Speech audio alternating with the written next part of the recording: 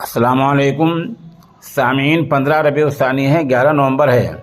ख़बर का उन्वान है, आज हानि राजीव गांधी के कातिलों को सुप्रीम कोर्ट ने आज रिहा कर दिया है।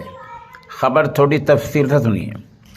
साबिक वज़ीर-ए-आज़म राजीव गांधी कत्ल के मामले में सुप्रीम कोर्ट ने बड़ा फैसला सुनाते हुए नलिनी श्रीहर समेत तमाम 6 कसूरवारों को रिहा करने के आदेश दिए हैं। सुप्रीम कोर्ट ने कहा कि गवर्नर ने इस मामले में कोई कदम नहीं उठाया तो हम कदम उठा रहे हैं। अदालत ने कहा कि कसूरवार पेरारीवलन की रिहाई का हुक्म बाकी कसूरवारों पर भी लागू होगा।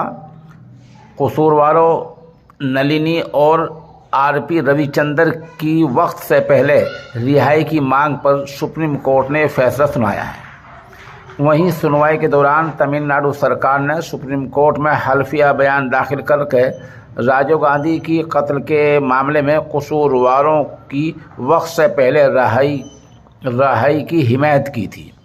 नलिनी श्रीहर और आरपी रविचंद्र ने सुप्रीम कोर्ट में मद्रास हाई कोर्ट के फैसले को चुनौती दी थी, क्योंकि मद्रास हाई कोर्ट के ज़रिए 17 जून को कसूरवारों की अर्जियों को खारिज कर दिया गया था।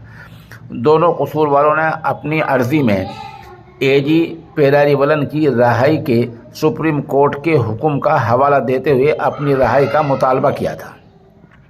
जिनकी रिहाई का आदेश दिया गया है उनमें नलिनी, रविचंद्र और मुरुगन संथन, जयकुमार और रॉबर्ट पायर शामिल हैं। सुप्रीम कोर्ट ने फैसले में कहा, जेल में अच्छे बर्ताव को भी ध्यान में रखा गया है और